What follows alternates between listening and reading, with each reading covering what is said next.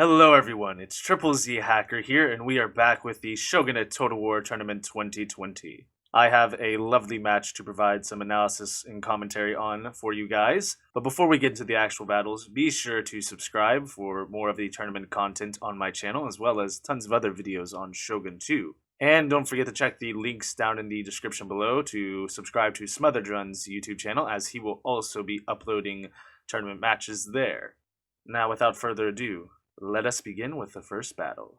So for the first battle, we are on the map Kensei Wood, and there are two key buildings that we need to talk about. It is the archery dojo over here to the right, and then we have the sword dojo over here to the left. Now, this replay has been submitted by Cygnus, who is playing as the Asai, and that is the case for all the battles that we'll be reviewing today. So we'll go over Cygnus's army composition first. So over here we have some bow warrior monks. We have katana samurai, naginata warrior monks, along with 3 Yari Ashigaru, some Yari samurai in the rear, and then some great guard.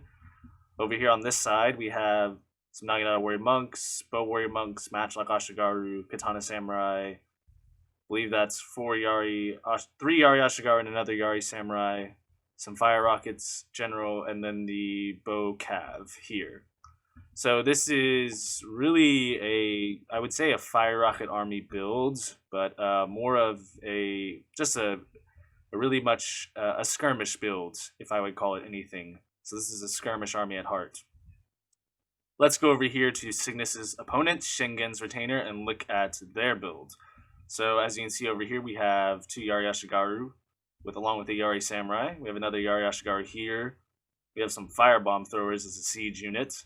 We have 2 Yari Samurai there, some Naginata Samurai along with them, along with Yari Cav, Great Guard, some Katana Cav, and then for the front line we have 4 Katana Samurai. We have 3 Naginata Samurai in the actual front line, and then of course the Matchlock Samurai. So a pretty balanced army here, I would say. A little mix of everything, really.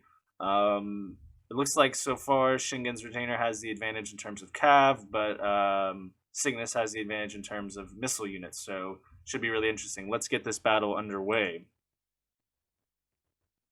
I really like Cygnus's position here. However, I think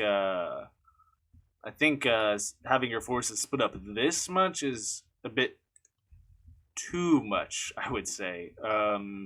You're better off maybe just having a couple units working together, but having this many units work together is quite a bit. It's almost like you're controlling 2 different armies at this point. We sped it up a bit so that way we can get into the action. Of course, a really great move here by Shingen's retainer to have the cav immediately go for the sword dojo. That is going to be the dojo that I think both players would want, but at the end of the day, I think Cygnus made the right move on going for the archery dojo because of the fire rockets. They can, of course, get extra ammo there because it restores ammunition supplies to nearby missile units. So I think that was the right decision here. However, what I don't agree with is having this force here stuck in the middle. I think Cygnus could have kept them together, maybe formed a semicircle here, positioned, so to speak, around the archery dojo, and maybe engaged with skirmishing a little bit better. I also think it's important to maybe establish like a line of spears here. It looks like Cygnus used the formations, which I'm not the biggest fan of, but opening fire rocket volley, somewhat effective, but still fire rockets on infantry, not exactly what you want. And of course, good on Shingen's retainer, just biding their time here. Let's speed things up a little bit so we can get into some action. So you can see we got some bows firing here into the Katana Cav, and the Matchlock Samurai are getting hit a little bit as well. Not in loose formation either. So this is good on Cygnus here.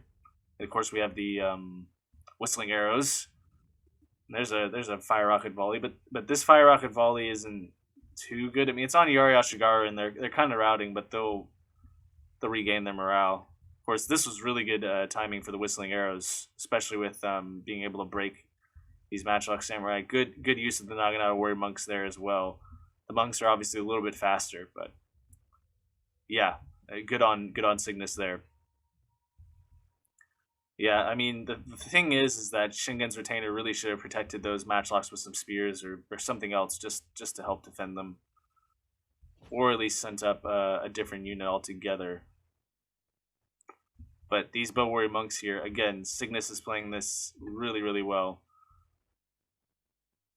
Shingen's retainer though is getting some cav over here, sort of in the rear, which is really good, trying to just draw some of those spear units away from Cygnus's lines.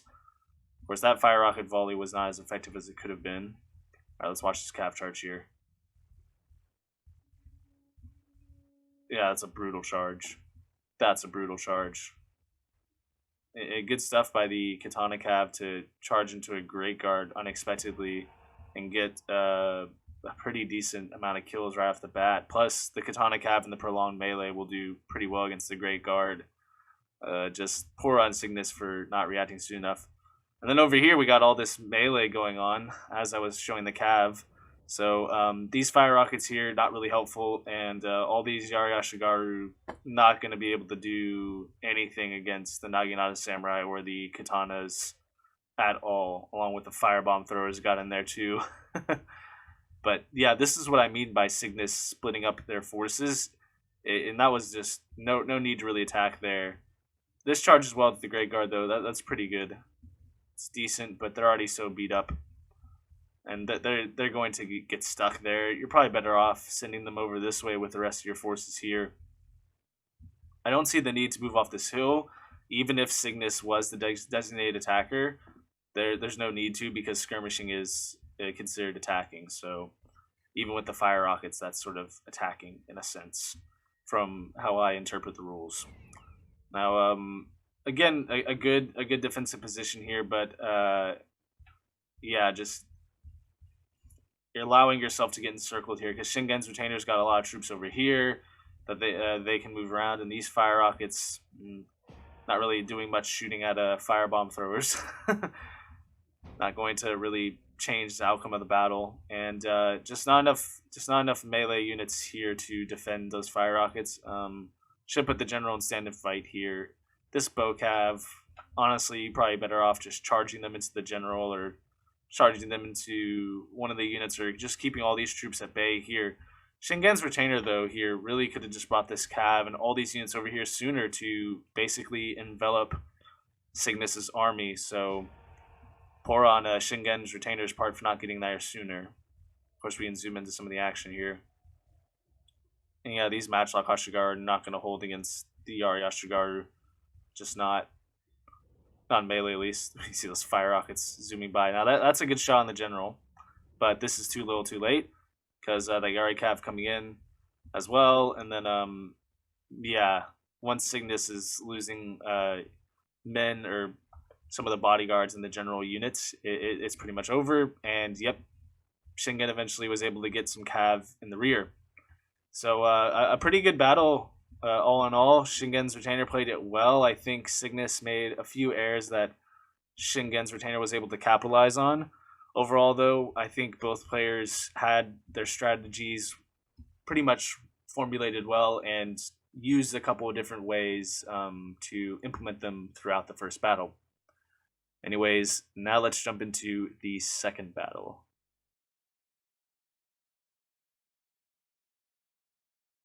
Okay, so now we're in the second battle. We're still from Cygnus's perspective, of course, and we're on the map Enheim Gorge. Now, this map is quite an interesting one because of terrain. So I do want to make a mention about this map's terrain and stuff, and then we'll get into the key buildings and the army compositions. So for the terrain, of course, as you can see, there's the two big hills here. There's each with a certain section of trees here to enable you to hide units in there. There's also this lovely line of trees going this way and arcing all the way around. That's a good place to hide troops as well. So this map is really a blessing for skirmishing. And so I'm curious to see how the players both approach that. And the other thing I want to make note of is these hills. Now, when you are on a map such as this where the terrain is a really important factor, you want to make your decisions as quickly as possible and you want to be decisive about it. You want to be sure that if you plan on going for a certain dojo or for a certain hill, that you immediately go for it. Because one of the most important things when running uphill, of course, is that your units become fatigued, and you don't want them fatigued in the combat. Now, with those things in mind on the terrain for this map, let's go over the key buildings. So over here we have the shrine. In the center we have the sword dojo, and over here we have the archery dojo. I believe both players will be going over in this general direction because the shrine is really great, and the sword dojo is also an amazing key building. Now let's review the army compositions briefly. Let's see if either of the players decided to bring any different units or any different builds. So from what I'm seeing with Cygnus so far, it doesn't look like much has changed. We still have the missile units with the 2 bow warrior monks, the matchlock Ashigaru there. Of course, we have a ton of spears over here, a mix of Yari Ashigaru, some Yari samurai in the front, Naginata warrior monks. We have the Great Guard in the back. Then over here for the main portion of Cygnus's force, we have just some Yari Ashigaru, Naginata warrior monks, Katana samurai, and then again some bow cav here and fire rockets. So I think pretty much the same army that Cygnus brought last battle. Now let's go over here to Shingen's retainer and see if their army composition changed at all. So over here we got the 2 Katana Samurai, we got the firebomb throwers once again, we have Naginata Samurai, we also have some Great Guard Katana Cav, Yari Ashigaru, we have the Naginatas and Katana Samurai here, and then over on this right flank we have 2 Yari Samurai, some Matchlock Samurai, Naginata Samurai. So pretty interesting builds. I think for now Shingen's retainer has the advantage in terms of just melee infantry and cavalry, whereas Cygnus has the advantage in terms of missile units. So this will be interesting to see. Let's get this underway, and I'm going to immediately just speed things up because it's really about movement at the beginning and just getting their armies into position.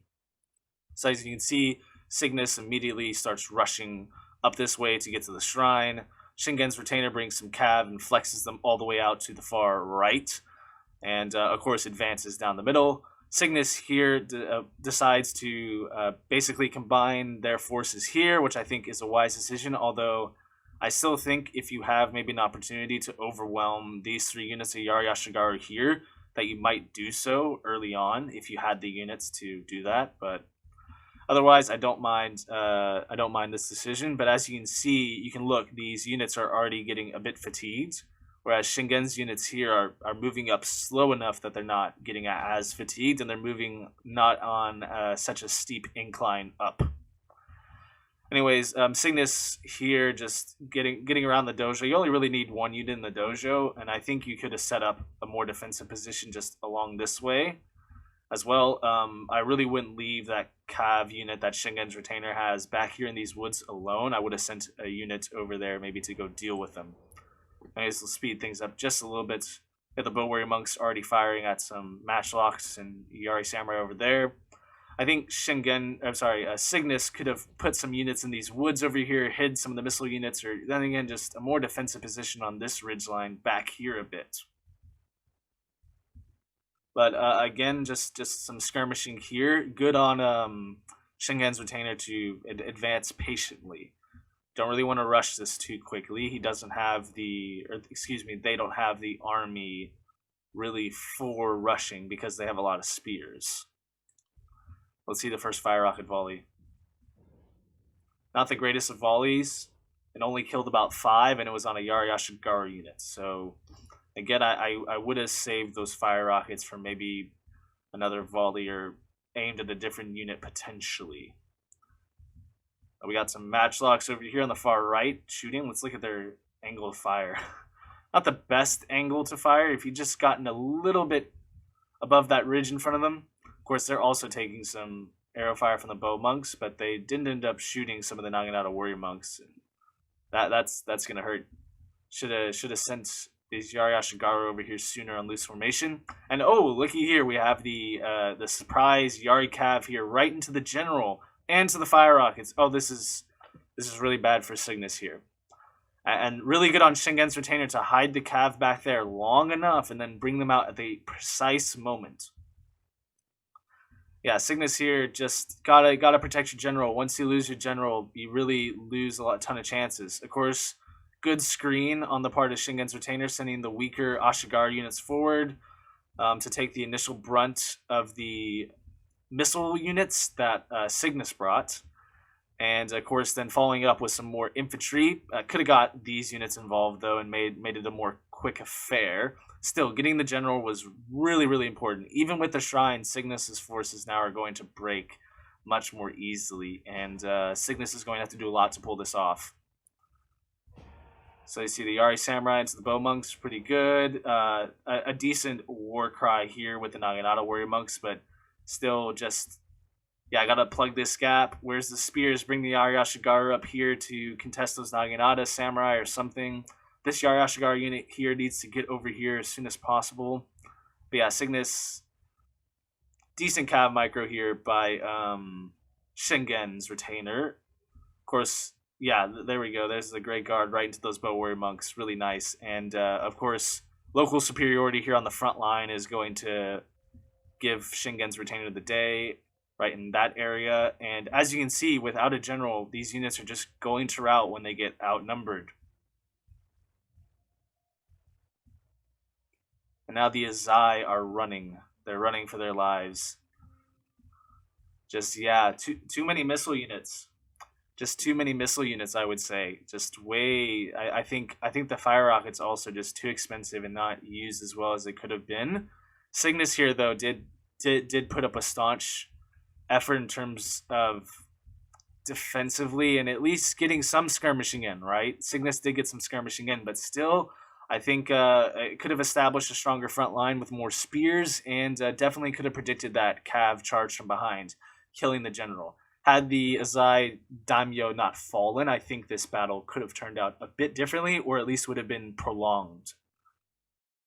Anyways, I hope you guys enjoyed that commentary and analysis of this match. Congratulations to Shingen's retainer for advancing on to round 2. And of course, Cygnus will have to pick up the pieces and re-examine their strategy in the loser side of the brackets. Once again, thank you all so much for watching this tournament analysis and commentary.